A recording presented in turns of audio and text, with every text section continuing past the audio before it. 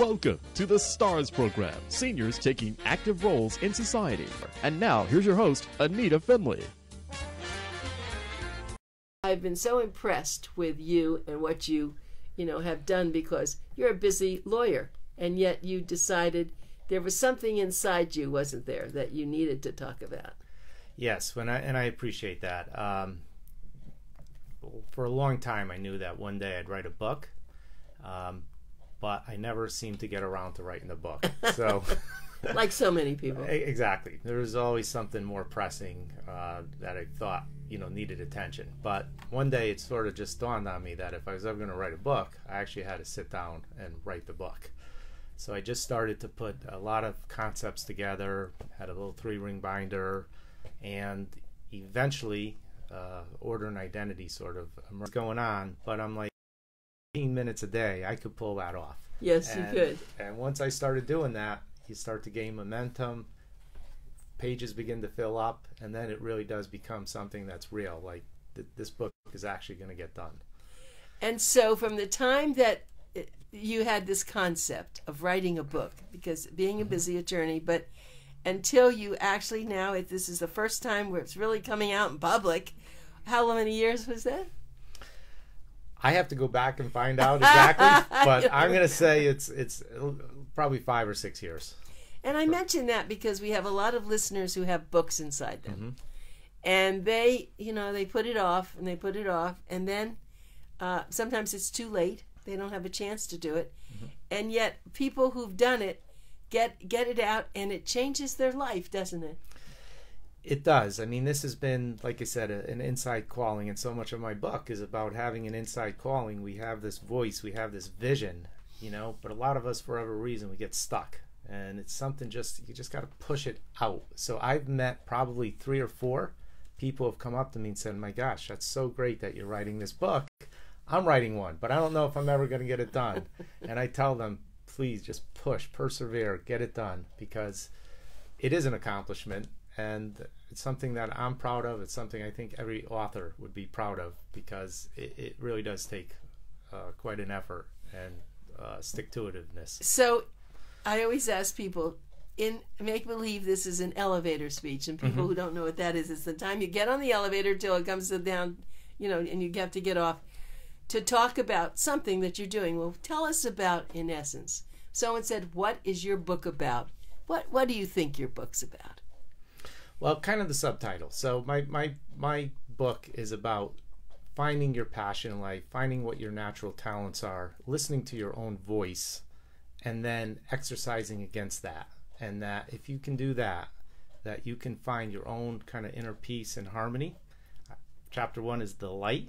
I believe we have a light, and my thing is all about taking your inner light. Again, I believe having the thoughts, I believe having the passion. I have something in there, I'm big on the law of attraction. And so, yes, I'm all for asking the universe to deliver something, but I also believe in asking the right person in the universe to deliver something. So, for example, if you're looking to raise money for a business, by all means, ask the universe to deliver that money.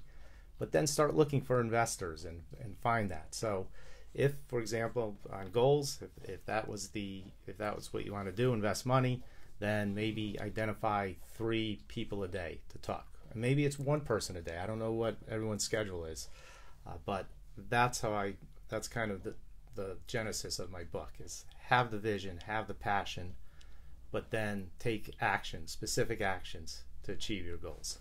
That's well said, Brian. And I must say that motivation stops people. If you don't have a motivation, no matter what you're trying to do, you're not going to make it. So how would you help people with motivation? Because you're highly motivated. So I'm sure you've met people who aren't. What would you say to them? 2 things. Number 1 is we're all motivated by something. So again, if you would stick to what your natural talents are, I believe so many people are brought up, they're told you're going to be this, or you're labeled as this. And my thing is, find your own inner voice. You have light. God's given you talents. Just find those talents and go with it. So number 1, I think the big thing is just know that you have something special inside you, number 1. And then number 2, and I talk about it in the book, is you have to have a big enough why. The people have the biggest whys. Why Oh, wait, they have wait, to wait. do I love something. this. Why? The biggest why. I don't think That's it. there wasn't It's a in title there. here. Not a title. I not love a that your titles. But, The biggest why. but you know, but I do reference examples of a middle-aged grandmother who had to lift a truck or off her grandson. I mean, there's something going on in that side person that they can go beyond themselves if they have a specific reason. So I really think if you can find out what your why is, then the hows come later. Yeah, I love that. That's a new one. So, yeah, because you do say the persistence. Mm-hmm. I will get by, you know, I will survive. Yeah, well, since it was my book, right? So I love music. And so that's why each and every chapter ends with a song lyric that tries to emphasize what my points are. I would have to tell you, I loved that. All this good stuff, all those music. Right. Because isn't it interesting that until I started reading your book and at the end saw those sentences that were in the song, I didn't focus in on that. I mean, I just liked the song, but that made me start to say, find some words in a song that really mean something. Right. So, like I said, I've listened to probably too many songs in my life, right? But for me, songwriting was actually a kind of a hidden hobby of mine. I often daydream during high school and college, just writing song lyrics, even though I play no musical instruments. Wow. But I have actually published a song. You have? Yes. What's the name of it? It's called Main Street Symphony, and it's with a award-winning, Grammy-winning songwriter. So, and that's a perfect example of, you know, it was something I had inside me, and I was able to do that. Even though no musical instruments. I've been booed off karaoke stages. Wrongly so, I might add. But no. But you know, like I said, so music is big, and music has vibrations. So I talk about the vibrations of the universe. So I really think music makes us think, and it makes us feel, and it's kind of that elixir of feeling and thinking that we can kind of find our true purpose and enlightenment. Oh, absolutely. I was just looking. Now I just want to share this with everyone. There is at the end of this one chapter, see what the title of this chapter is, The Plan. And it says, I can see clearly now the rain is gone. I hear the music in my head. I can see all obstacles in my way. I can see clearly now by Johnny Nash. Yeah, an oldie but goodie. Yeah, but you see the way that you found those words that fit that chapter. Yeah, well, you know, there's a lot of choices too, you know, but some songs just seem to come to me, you know, like wow, that's really the perfect lyric, and it's a very upbeat song. Yeah, it reminds me of Barbara Streisand with People. Now, of course, right. You know, that was such a wonderful. It really was. And then even in Cats, when I think about Cats, I saw the show, of course, on Broadway, but at first I didn't understand it too much, but then that one song that, you know, as you're older and the memories. And, I mean, so you brought something to light for me, but that's why your book is so important for people to get. Let me tell them again, it's Faith and Focus, How to Live Your Life with Passion and Rule It with Reason. If you get the April Boomer Times, you'll see a review of it. You'll see the picture of the book on the cover. And the author is Brian Mangines. Did I do that right? You did that perfectly. Okay, Mangines. And so, Brian, with your book, so how does someone get your book? What would they put in? Amazon. It's available Amazon.com. on Amazon and Kindle. Okay, yep. Okay, Amazon and Kindle. And I think people should really consider it. Really consider it. You know, I always say when people don't know what to buy someone, you should buy them a book. And inscribe in the book something nice, and they'll keep that. Where they're not going to eat it and it's gone, or give it to. Well, now they may give it to someone. I'm not sure, but they certainly should. They certainly should consider buying your book, Faith and Focus. So Amazon.com. Well, let's talk more about this. In your book, if you could pull out one chapter that you think's the most important, what would it be? Wow, that's a great question. But I guess I'd go right to the last chapter, which is the answer, because I think the answer incorporates much of what I've written out throughout the book. And it's really about just, again, the first 4 chapters, which is then kind of condensed into the last chapter, is really about finding your light that you have within you. And then 2, establishing a vision. 3 is then listening to your inner voice. And we can have a negative voice or a positive voice. And I want people to fill themselves with positive voice. And then taking those 3 elements that are within you, find something that you're naturally good at. Do what feels good but also makes sense. I have a quote in there from Albert Einstein in the last chapter, and it says, everyone's a genius, but if you try to expect a fish to climb a tree, it would feel like it's a failure, right? So, right. But he wasn't a songwriter. No, he wasn't a songwriter, but he was a great communicator nonetheless, though, right? Yeah, wasn't he? We have someone. We have a few people here. I just got to say this. So Susan Shipman is watching, and so is Connie Sikowski. She's watching. It's it's interesting awesome. with Facebook Live because you never know. But I also wanted to ask you about your cover. I always ask people about the cover. Very interesting. Faith with Focus, and the O. Is that someone who? What's that person doing? Skydiving? First of all, that person is my son Austin. Oh. So Austin is 23 years old. He's a commercial airline pilot, and that's at the Joshua Tree. He's an adventurer, always been a climber, great outdoors person, and so I chose that for my cover because he's out looking out, kind of like faith in the universe, but in the O you see him up there, and that's the focus part. Oh, right. Now I see. I didn't realize that was your son. But I'll tell you something else I liked on the back that also really inspired me. It's so funny. I love salmon to eat.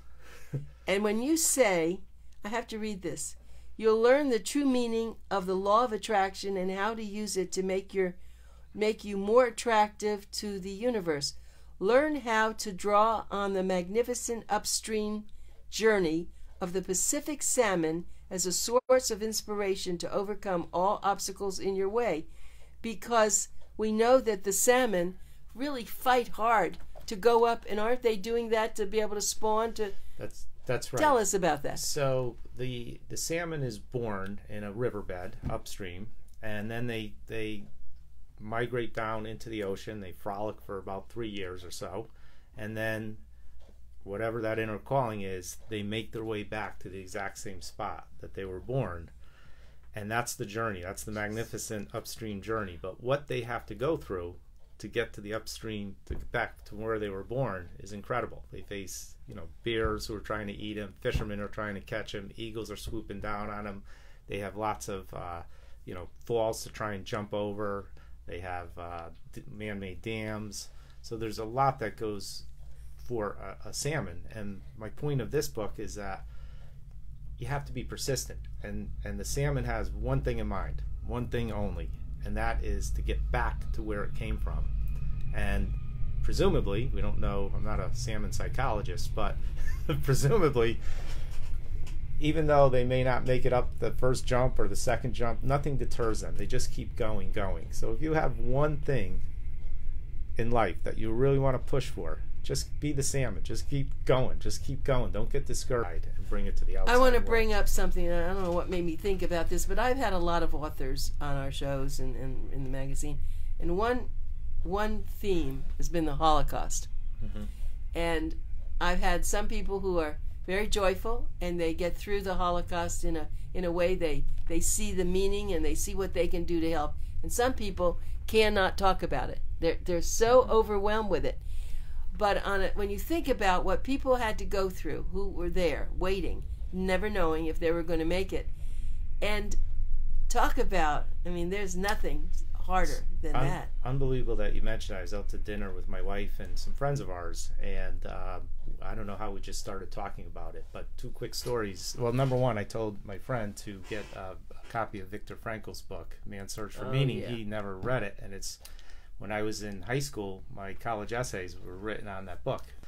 But secondly, my wife and I had a wedding in Washington, D.C. years and years ago. And I think the Holocaust Museum had just opened. So we're standing, going through the museum, and we're in the the room. shoes and all the with things that shoes, they, yeah. And a woman grabbed my wife's arm and said, "Oh my God, I was there." So, you know, to this day, that I have goosebumps. You just said that to me. Evokes tears. So it's incredible, but it also is incredible the human spirit of what people can really endure if they really have to. And you know, God bless all those people. You know, when you think about it, and you being a music aficionado, you know that they actually, while they were in the concentration camp, they had little orchestras and they played the music. See, that I did not know. Oh yeah, they played the music. They, you know, violin. Yeah. I don't know how that all happened, but it was really a very. You wonder how they could do that, but that they had to live moment to moment, not even day to day, but moment to moment. And so here we're just asking people, if you have something inside you, not even serious like that, that it could change your life. That's what I think. You know, people are maybe in their listening, could be in their 50s, they could be in their 90s. It's never too late to do something. And what I figured, my husband wrote some books, and he used to have yellow stickies, and he'd just put them up on the wall, and he'd look at them, and then put one sticky with the next sticky. And someone once, one author said, just write one page of something, and get started, right? It's the most important thing. Get started. So, like when I talk about the goals, you know, you got to write them down, because once you have a goal on the inside, but you write it down, congratulations, that's your first step towards taking goal to the outside world. And there's a old adage that says, you know, it's not a goal if it's not written down. So it's not a goal if it's not written down. So write it down and look at it often. That's and, what I can use those words. That's good. I mean, I have a lot of goals, they're all in my brain, but and this is really partly a book of, as it, you know, when you write, you start writing and things come out and themes emerge in a way, and it is a book about self-love, but it's also about courage. It's also about having some just courage, you know, because for me, writing this book, I hit periods of self-doubt, because first-time author, you know, what do I have to say that's going to be different than who else said it, that so many, you know, more talented people, whatever. But I will tell you that I've received so much positive feedback by writing this book. And what if I let that fear of showing that book to the world stop me? So I would just encourage all you book writers out there who haven't finished your book, keep writing that one page, 15 minutes, whatever it is. Keep going for what you want. And it's not just about what you get at the end. It's not just about having a book published. It's about what you become in the process. Such revealing words. They're great. I love having you on the radio show. We'll have you back another time also, but this Faith with Focus, and it's really important that people buy the book. It's a great gift. It's something that will help you. Don't read it first before you give it away, or buy some and give them away as your, you know, as a love gift. It's going to help everybody, and it could be someone who's very successful, because people who are successful always want more, you know. Well, that's the other thing. You know, you just don't know who's going to get a book, you know, like who's going to pick it up. But I've had some extremely successful people come up to me and say, wow, you know, that's a great book. I learned so much, and I really wasn't writing it for that person in mind, but you wrote it for yourself. I really did write it for myself. And you are you are one of the nicest people, and of course he is an attorney, and I want to say that, and he is he's a elder law attorney. State planning. State probate, planning. Yes. Yes, he does state planning. So if you go by and see him, he's in our office at the Atrium Building in Boca Raton, and I'm going to give away that people can actually contact you besides just buying your book on Amazon. So why don't you give us your phone number? I know I have it here. The phone number is 561-245-4709. It's Mangines Law PA. Right. And it's mangineslaw.com. Right. It's just absolutely you'll love him also, because he is so friendly, he's so sweet, so nice. And his wife, you get to meet his wife. His wife lives there. I was going to say his wife. When you're in business, you seem like you do live in the office. Right. But his wife, what's your wife's name again? My wife's name is Mimi, but you're thinking of my paralegal, Maria. Oh, I'm sorry. So I guess she's my office wife. Yeah, right. But Mimi's my actual wife that I met in but law school. Mimi is a real estate, and she's around right? sometimes, Yeah, yes. And she is certainly she's quite a woman too. And I just have to share this, that Brian didn't tell his wife he was writing the book for a while until he really knew he was doing it, because he's the kind of guy that if I say I'm going to do something, I'm going to do it, right? And he wasn't sure. But you're certainly someone that I think people would love to meet. So here's a lawyer who wrote a book, and you don't have to be a lawyer to write a book. You could have worked in a factory, wherever you are. But get the book, because I think if nothing else, you're going to love the music at the end. And next time you come, I really want to hear more about your music. Maybe you can bring some Sure. of the stuff. So see, you have so many talents, and I think this has opened up your talents too, in a way, isn't it? I think so. You get to talk about it now. Yeah, it's just been an inner calling. So it's been, like I said, it's been such great feedback, so much encouragement, and I talk about things that I normally probably wouldn't be talking that's about. Right, that's true. Well, in the few minutes we have left, tell us the names of your children, and if you don't mind telling us their age and what they're doing. Sure. Very proud of all three of my kids. Our oldest son, as I mentioned, is a commercial airline pilot. His name is Austin. He's 23 years old, and he went to Spanish River High School, and he did fine as a student. But my daughter Lindsay was always just very, very driven academically. Great person. I'm so proud of her too. So she's going to be graduating from the University of Pennsylvania this May, and so she was always working hard, and the editor of the newspaper, and Austin would say, "Lindsay, why are you working so hard? It's not worth it." So Austin found his passion, which was flying, and once he found that, he worked so hard that, at 23 years old, he's now a commercial airline pilot, because he found his passion. Right. And once he found his passion, he found his drive and his motivation, which we talked about before. Right. And then my youngest daughter is Megan. Last night was her senior night at her lacrosse game. She's a senior American Heritage, and she's committed to play lacrosse at Louisville when she graduates. Oh my She's getting goodness! a scholarship. So, well, next time we'll catch up on them also. But we want to thank you so much. It's been a great time to have you here. Faith with Focus: How to Live Your Life with Passion and Rule It with Reason by Brian Mangines. And thanks, Brian, and you just keep doing it. I know there'll be another book coming out now that you got the book fever. Thank you so much. Thanks, I really Brian. appreciate it. Okay.